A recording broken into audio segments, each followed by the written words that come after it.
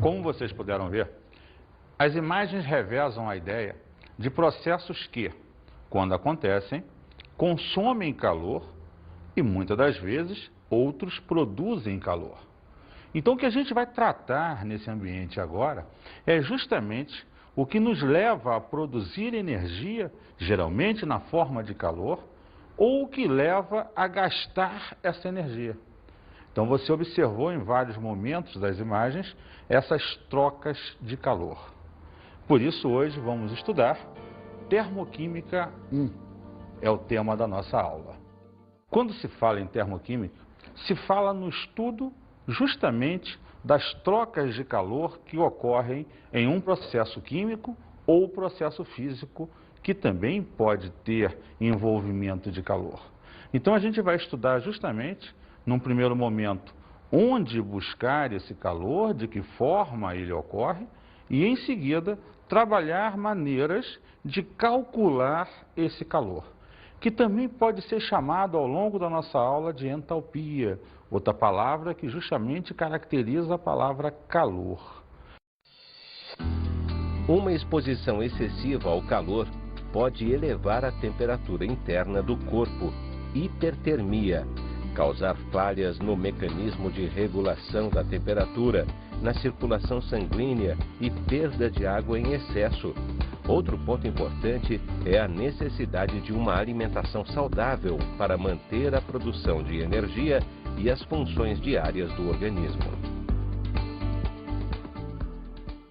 Veja só, é importante destacar nesse texto que, uma alimentação sempre saudável e de produção de calor elevada é importante, porque é justamente dentro dessa alimentação bem feita que você vai gerar toda a energia para regular a tua vida e as tuas atividades do dia a dia.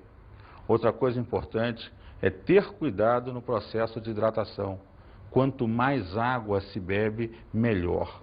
Hoje um ser vivo precisa, em média, esse ser humano, de 2 a 3 litros de água por dia para manter todas as suas funções estáveis. Nunca se esqueça, 65% do nosso organismo é água. E essa taxa tem que ser pelo menos mantida ao longo do processo. Vamos observar agora energia e alimentação. É importante então nessa fase perceber que, no nosso caso, os alimentos são a fonte mais importante de energia, normalmente na forma de calor. Mas que toda e qualquer substância ou estrutura na natureza, ela apresenta dentro de si energia. Quando você pega um pedaço de madeira e taca fogo, você observa o quanto de calor se produz, o quanto de fogo se produz, luminosa, térmica e vários tipos de energia ali. Então, em todas as estruturas tem calor. E esse calor é medido em caloria. Essa unidade de energia é importantíssima dentro do seu processo. Vamos olhar melhor essa questão da caloria. Uma caloria, 1 cal, é a quantidade de calor para elevar de 1 grau Celsius a massa de 1 grama de água. 1 caloria equivale a 4,18 joules. Então você percebe que o que você vai tratar agora é uma forma de energia que vai estar expressa em calorias ou até quilocalorias. Lembrando que 1 quilocaloria é 1000 calorias. Vamos falar então do balanço energético. Observa, quando você come alguma coisa, isso que você come é digerido. E essa digestão produz energia. É um conjunto de reações que liberam uma quantidade de energia que você normalmente vai trabalhar em 2 níveis: a energia metabólica e a atividade muscular. Observa que a energia metabólica é a energia utilizada na manutenção da vida. Ela varia de 10 a 20% de tudo que é produzido no organismo. A atividade muscular é a energia que é utilizada para o funcionamento dos músculos e das tuas atividades diárias. Portanto, ela varia de 80% a 90% de todo o restante da energia. Mas cuidado, se comer demais, o excesso de energia vai virar gordura no seu organismo, além do que você precisa para fazer o balanço energético. Esse excesso sobra, então cuidado. Vamos ver e ouvir esse texto a seguir aí. Ele é interessantíssimo sobre as coisas diet e light. Diet e light. O alimento diet é indicado para indivíduos que apresentam patologias em que um determinado componente alimentar não pode ser ingerido ou deve ser consumido em quantidades limitadas. Pode-se citar como exemplo o açúcar no caso dos diabéticos, o sódio para os hipertensos, o colesterol para os hipercolesterolênicos, as proteínas para os portadores de insuficiência renal. Basta apenas um desses componentes estar abaixo do limite. Sendo assim, um alimento que não contém açúcar, mas que apresenta uma grande quantidade de gorduras, é considerado diet, mesmo tendo uma quantidade de calorias semelhante ao seu similar não diet, em função da grande quantidade de gorduras. Um produto é considerado light se contiver uma redução de no mínimo 25% do valor calórico ou da porcentagem dos nutrientes em relação ao seu similar.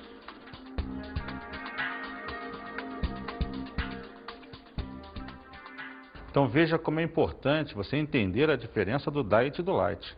O diet é aconselhável a portadores de alguma deficiência, porque ele não terá o elemento que vai destruir aquela pessoa. O light, ele só tem uma diminuição da quantidade daquele nutriente. Então cuidado ao utilizar achando que o light não tem açúcar. Tem, ele tem menor quantidade. O diet não tem. Então cuidado ao comprar ou trabalhar com esses produtos.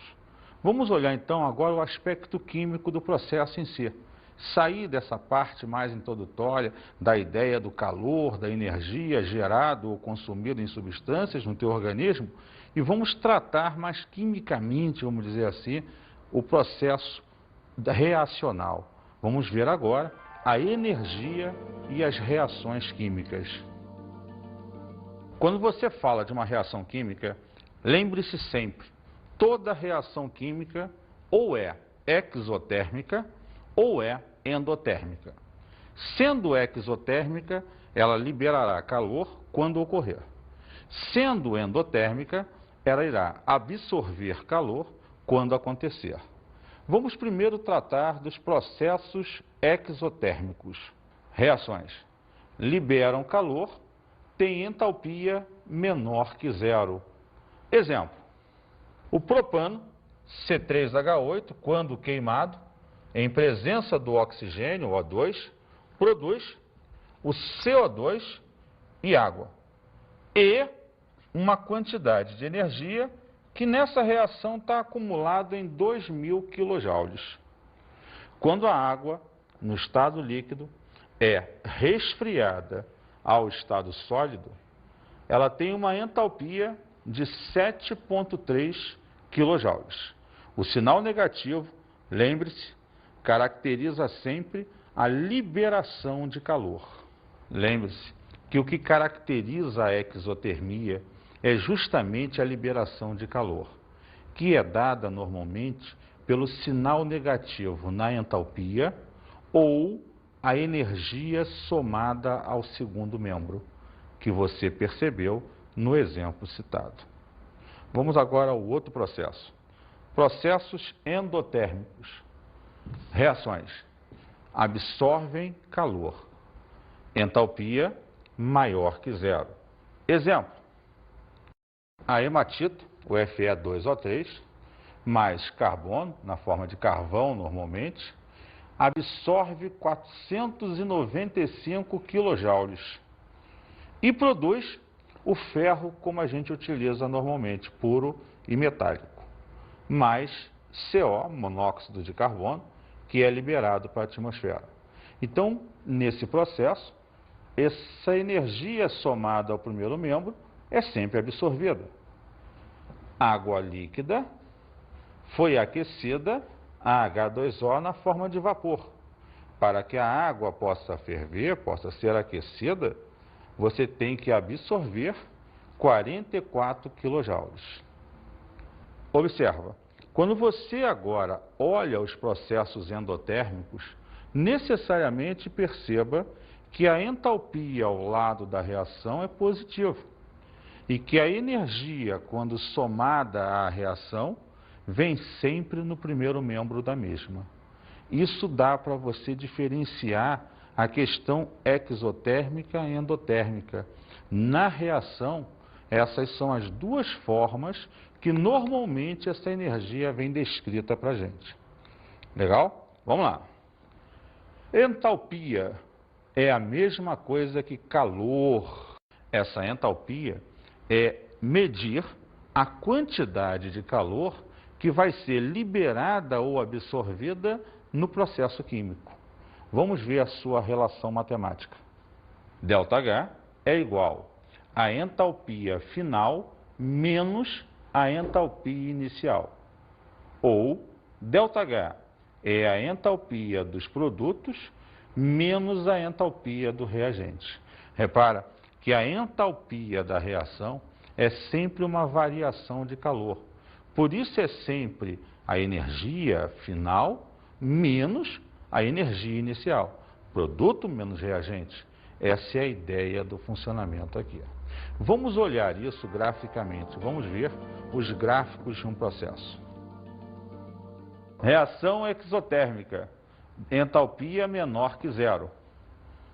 Uma reação onde A produz B mais calor, significa que você produziu calor porque a entalpia do reagente é maior que a entalpia do produto. Sendo assim, quando se calcula o ΔH, entalpia do produto menos entalpia do reagente, ela será menor que zero, porque o produto tem quantidade de energia menor que o reagente. Então, se você diminui um número menor de um maior, esse resultado será sempre negativo. Por isso, a entalpia negativa caracteriza o processo exotérmico. Então, em uma reação onde A produz B, se a entalpia é menor que zero, vamos ver o gráfico. Observa que todo gráfico termoquímico, ele avalia a entalpia ou energia da reação em função do caminho da reação, do funcionamento. Reagente, formação de produto.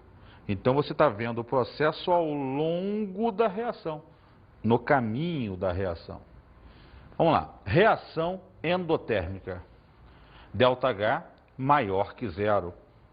Exemplo, você vai ter uma substância A e agora repara, o calor está no reagente, porque ele vai ser absorvido ao longo do processo, produzindo B. Nesse caso, a entalpia do produto é maior que a entalpia do reagente. Você produziu uma substância que tem mais energia do que a que tinha antes. Olha só, a entalpia, então, se é a energia do produto menos a energia do reagente, vai dar um resultado positivo. ΔH maior que zero. Por isso, nesse caso, você caracteriza a absorção, porque o produto formado tem mais energia do que o reagente de antes. Então, um número maior menos um número menor vai dar um resultado positivo. Vamos ver então. Se A produz B e a entalpia é maior que zero, então, observe graficamente. A substância A está mais abaixo de que a substância B. Então, A tem menos energia e produziu B, que tem muito mais energia. A variação de entalpia em amarelo vai ser, então, positiva, porque o produto final, ao longo da reação, ao longo do caminho da reação, tem mais energia que a substância A, que lá no início foi apresentada para a gente. Então, graficamente, a gente tem que observar que se o gráfico caracteriza uma reação exotérmica, B está sempre abaixo de A. Se o gráfico caracteriza uma reação endotérmica, A está sempre abaixo de B. Então, o B está acima na endo, o B está abaixo na exo. Legal? A entalpia padrão é necessariamente a quantidade de energia gerada por uma substância altamente estável na natureza. Hoje é considerado entalpia padrão principalmente a das substâncias simples, que a 1 atmosfera e 25 graus Celsius se igualam a zero, ou seja, a natureza não gasta energia nem libera energia na produção dessa substância. Então essa seria uma entalpia padrão para as substâncias. Olha o exemplo. Estado padrão de uma substância. Entalpia padrão ou H0. Forma mais estável desta substância. Exemplo, gás hidrogênio, H2. Entalpia padrão igual a zero. Gás oxigênio, O2. Entalpia padrão igual a zero. Só para você perceber, então, toda vez que uma substância simples estiver no seu estado mais estável, a sua entalpia padrão é igual a zero. Vamos falar agora das equações termoquímicas. Quando você trata de uma equação termoquímica, é a forma que a química tem de registrar graficamente todo o processo que ocorreu naquele sistema. Você coloca os reagentes, a seta, os produtos, a variação de entalpia no final e determina, por exemplo, os estados físicos que cada substância estava quando envolvida no processo. Então, representar uma equação termoquímica é representar todo o processo detalhadamente. Vamos ver esse exemplo. Carbono na forma de grafite, com oxigênio, produz o CO2, tendo um ΔH igual a menos 394 kJ. Repara, carbono, grafite, oxigênio, gasoso, CO2, gasoso a 25 graus Celsius e 1 atmosfera. Observa, para ela ser mais completa, a equação termoquímica ainda tem ao seu redor a temperatura e a pressão na qual aconteceu.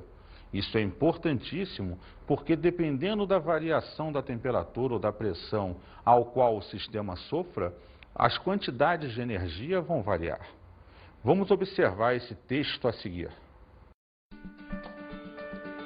A entalpia de um elemento ou substância varia de acordo com o estado físico, pressão, temperatura e a variedade alotrópica do mesmo.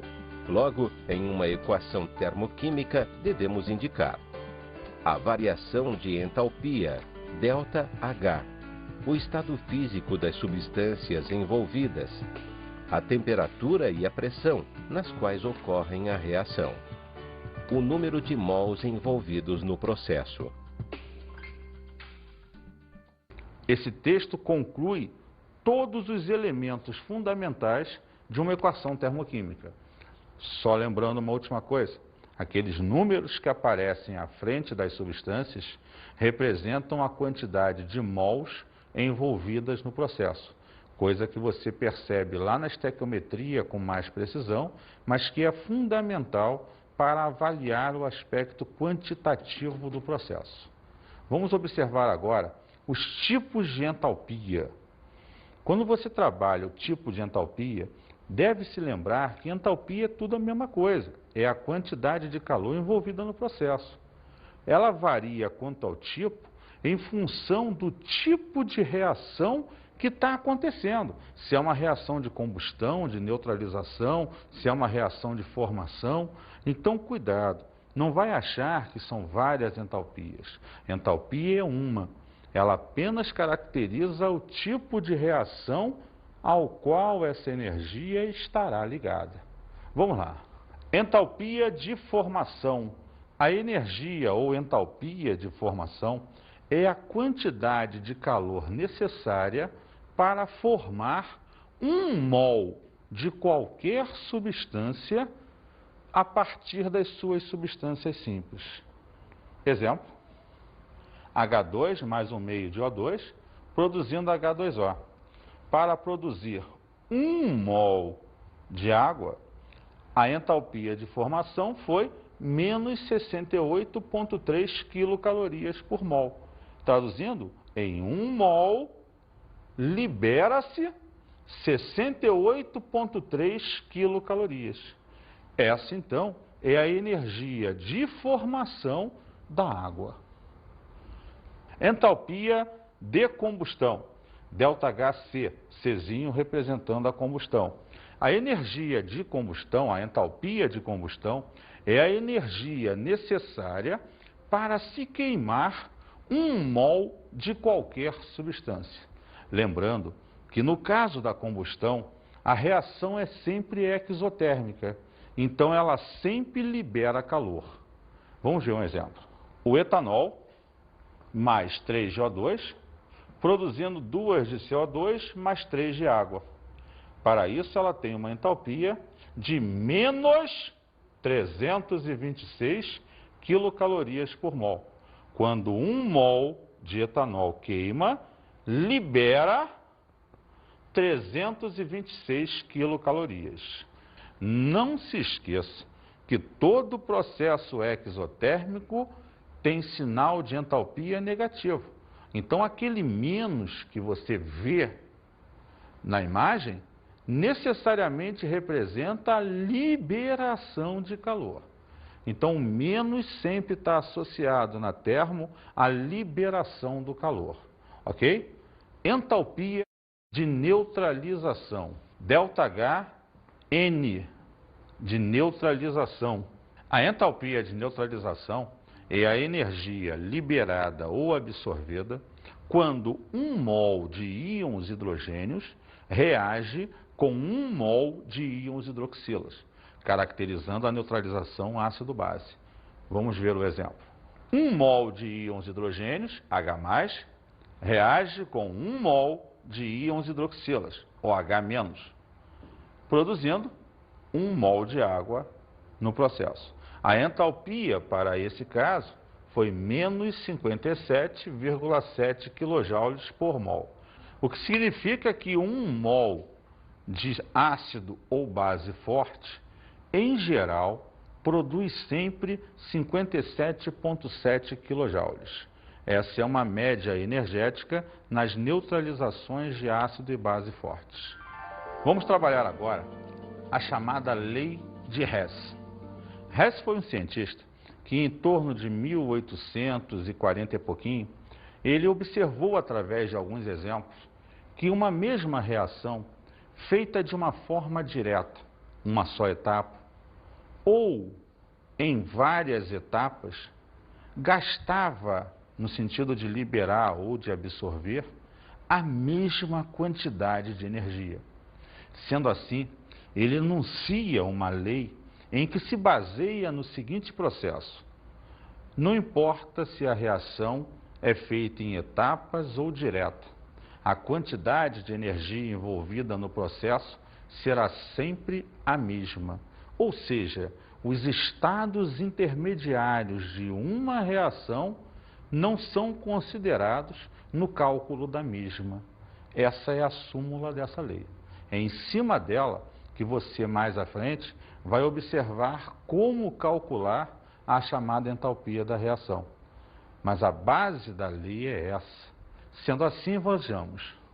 Dada uma reação, o ΔH, ou entalpia da reação, é sempre a mesma. Não importa se a reação feita em etapas ou de forma direta. Um exemplo simples da aplicação da lei de Hess consiste na passagem de 1 mol de água para o estado gasoso nas condições do estado padrão. Isso pode ser feito em uma única etapa. Vejamos, água líquida indo a água no estado gasoso, e o ΔH dessa reação direta é mais 44 kJ. Letra A. A decomposição de 1 mol de hidrogênios água virando H2 mais O2 gasoso, libera 286 kJ, etapa 1. B. Formação de um mol de água gasoso. Pega o H2 mais o O2 e transforma em água gasosa. Para isso, você libera 242 kJ. Sendo assim, repara, a água líquida foi levada a H2 mais O2. Uma etapa onde você decompôs a água em hidrogênio e oxigênio. Você, então, absorve 286 kJ. Numa segunda etapa, esse hidrogênio e oxigênio produz a água no estado gasoso. O hidrogênio produzido nessa etapa foi consumido na outra. O oxigênio produzido nessa primeira etapa foi consumido na segunda. Sobra, então, a água líquida gerando a água gasosa, que tem um ΔH de mais 44 kJ. Observe, então, que nesse processo, em etapas, você concluiu após as etapas que para produzir a água gasosa a partir da líquida, você absorveu 44 kJ. E foi mostrado a você, quando a reação estava direto, lá na letra A, que a mesma reação direta, sem etapas, absorvia 44 kJ. Isso significa dizer, comprovando a lei de Hess, que independente de estar em etapas ou estar numa linha direta de ação, o ΔH será sempre o mesmo. É o que basicamente a lei de Hess trabalha. Ou seja, como conclusão, podemos dizer que a entalpia da reação é a soma de todas as etapas do processo. ΔH1 mais ΔH2 mais ΔH3 e assim sucessivamente. Lembrando, então, que a entalpia da reação é a soma de todas as etapas envolvidas no processo. Vamos agora a um exercício. Conhecendo as composições do hambúrguer e do pão, dadas na tabela a seguir, hambúrguer de 100 gramas tem 24 gramas de proteína, tem 20 gramas de gordura e tem 56 gramas de água. O pãozinho de 25 gramas tem 12,5 gramas de carboidrato, 2,5 gramas de proteína, 1,25 gramas de gordura e 8,75 gramas de água. Letra A. Calcule o valor energético obtido pela ingestão de um pão de 25 gramas e um hambúrguer de 100 gramas. B. Determine quanto tempo em minutos uma pessoa deveria caminhar para consumir a energia obtida na ingestão do lanche mencionado no item A, sabendo que 1 hora de caminhada consome 1.100 kJ. Esse é um exemplo típico de problemas de concurso, onde o cara te dá uma tabela com a energia envolvida nos produtos, pão, hambúrguer ou o que seja, e você a partir daí vai fazer cálculos de quantidade de calor, energia em geral, que é absorvida ou liberada no processo. Vamos acompanhar a resolução desse exercício. O hambúrguer tem 24 gramas de proteína. Cada grama equivale a 17 kJ, ou 4 quilocalorias. Sendo assim, se você tem 24 gramas, 24 vezes 17, você terá 408 kJ, ou 96 quilocalorias. A gordura que você comeu, os 20 gramas de gordura, cada grama produz 38 kJ. Então, 20 vezes 38 vai dar 760 kJ ou 180 quilocalorias. Ou seja, comer o hambúrguer de 100 gramas vai fazer você produzir 1.168 kJ ou 276 quilocalorias. Vamos ver o pão. No caso do pão, os 12,5 gramas de carboidrato produzem 17 kJ por grama, total 212 kJ. Os 2,5 gramas de proteína, a 17 kJ por grama, vai produzir 42,5 kJ. O 1,25 de gordura levando que cada grama tem 38 kJ, vai te levar à produção de 47,5 kJ. Total no pãozinho, 302 kJ. Sendo assim, o valor energético total do pão mais o hambúrguer é 1.470 kJ, ou 351,7 quilocalorias. Essa então é a resposta do item 1, ou A da questão. Vamos então entrar no item B. O item B, só lembrando, queria calcular o tempo que você tem que caminhar para consumir a energia do item A. Vejamos então. 1 hora 60 minutos. Equivale a você 1.100 kJ consumidos. Então, se você comeu 1.470 kJ, isso será X minutos. Uma regra de 3 direta que determina para você a proporção em minutos para consumir aquela energia. X igual 1.470 kJ vezes 60 minutos dividido por 1.100 kJ. Resposta, 80 minutos. Quer dizer, você teria que caminhar 1 hora e 20 para consumir o hambúrguer que você ingeriu. A energia gerada por esse hambúrguer. Vai ter que andar muito se comer 2 então, hein?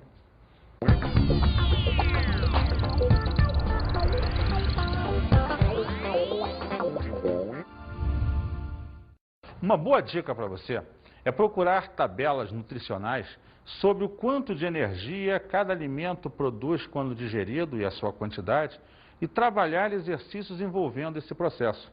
Isso é importante para um concurso. Assim como trabalhar muito bem a questão gráfica da exotermia e da endotermia, outro ponto forte de vestibulares. Um grande abraço e até a próxima oportunidade.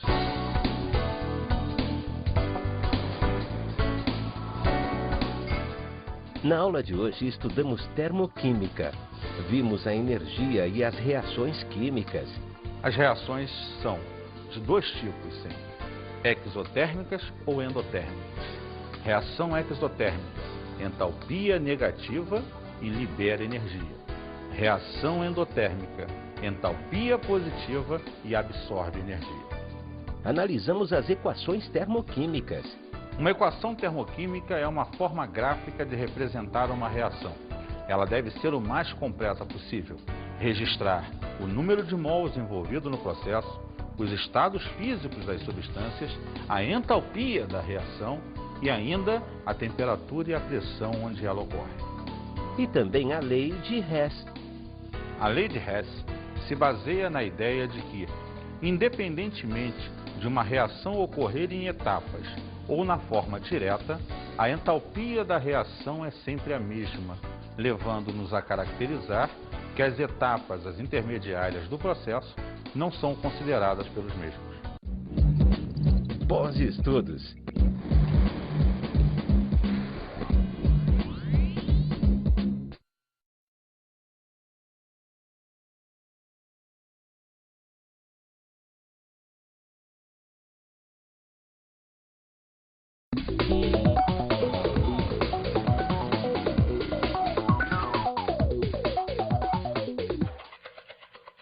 Meu querido, procure entusiasmar seu aluno com a questão nutricional do processo. Hoje o mundo está muito preocupado com a questão do que se come, do que se bebe, do engordar, do emagrecer. Então procura dar ênfase no cálculo dessa entalpia em função da energia das coisas a serem consumidas, como hambúrgueres, refrescos, sucos, refrigerantes. E enfatize também a ideia gráfica do processo exotérmico e endotérmico. Um grande abraço e até a próxima oportunidade.